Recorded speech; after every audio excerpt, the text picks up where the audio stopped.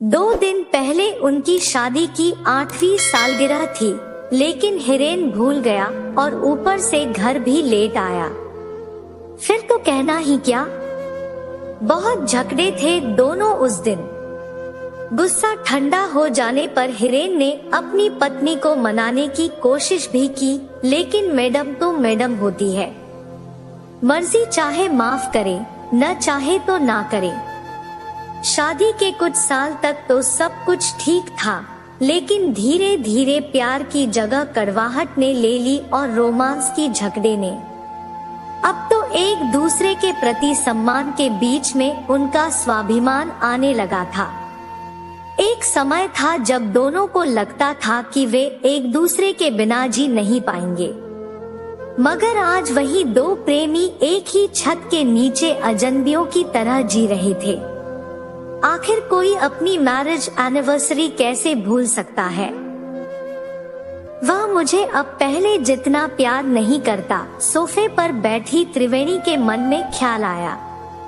वह अपने पति से इतनी नाराज थी कि पिछले 2 दिन से उससे ठीक से बात भी नहीं कर रही थी।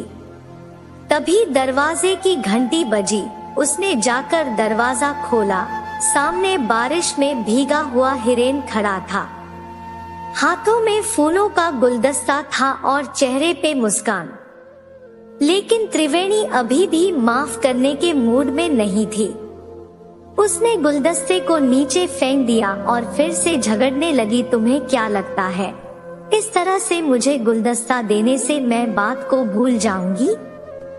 अगर सच में प्यार करते हो तो दिखाओ, इस तरह से झूठ मूठ का नाटक मत करो। हिरेन कुछ बोलता उससे पहले घर के अंदर से मोबाइल की घंटी बजने की आवाज सुनाई दी। त्रिवेणी ने अंदर जाकर फोन अपने हाथ में लिया और कॉल करने वाले का नंबर देखा। उसे थोड़ा सा आश्चर्य हुआ, वह कॉल हिरेन ने ही की थी। लेकिन जब उसने फोन उठाया तो दूसरी तरफ किसी अनजान मर्द की आवाज सुनाई दी। हेलो, मैं गुड़गांव पुलिस स्टेशन से सब इंस्पेक्टर विजय सिंह राठौड़ बात कर रहा हूँ। क्या यह हिरेन शर्मा के घर का नंबर है? जी हाँ, क्या कोई प्रॉब्लम है? मुझे खेद है, लेकिन एक दुर्घटना हुई है जिसमें एक आदमी की मृत्यु हो गई है। हमें उसकी जेब से एक वॉलेट और एक मोबाइल फोन मिला है, जिसमें आपका नंबर होम के नाम से सेव किया गया है। हमें उसके शरीर की पहचान करने के लिए किसी की आवश्यकता है। क्या आप अभी सिविल हॉस्पिटल आ सकती हैं? त्रिवेणी का दिल बैठ गया। वह अचंभित थी। उसने कहा, लेकिन मेरे पति तो यहाँ घर पर है मेरे साथ। क्षमा करें महोदया, लेकिन यह घटना 2 घंटे पहले ही हुई, जब वह रेलवे स्टेशन से बाहर निकल रहे थे। त्रिवेणी अपना होश खोने लगी थी। यह कैसे हो सकता है? उसने पहले किसी से सुना था कि कभी कभी आत्माएं इस दुनिया को छोड़ने से पहले अपने प्रियजन से मिलने आती है। अपनी आंखों में आंसू के साथ वह भागती हुई हॉल में पहुंची। हिरेन वहां नहीं था। पुलिस वाला सही कह रहा था। अब उसे पछतावा हो रहा था। हिरेन मरने के बाद भी आखिरी बार उसे मनाने आया था, लेकिन उसने गुस्से में आकर उसके साथ घटिया किस्म का बर्ताव किया।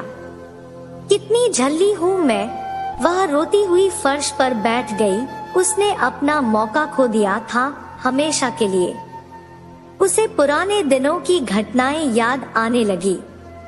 वो शादी से पहले की रोमांटिक लव स्टोरी और हिरेन का थिएटर के अंदर सबके सामने शादी के लिए प्रपोज करना, आधी रात को उसके लिए अपने हाथों से मैगी बनाना और अपनी बेसुरी आवाज में अरिजीत सिंह के गाने गाना, मानो सब कुछ उसकी आंखों के सामने हो रहा था। त्रिवेणी ने अपनी आंखें बंद कर ली और भगवान से प्रार्थना करने लगी है, भगवान बस एक बार मिला दो मुझे उससे, ताकि उसे बता सकूं कि मैं उससे कितना प्यार करती हूँ।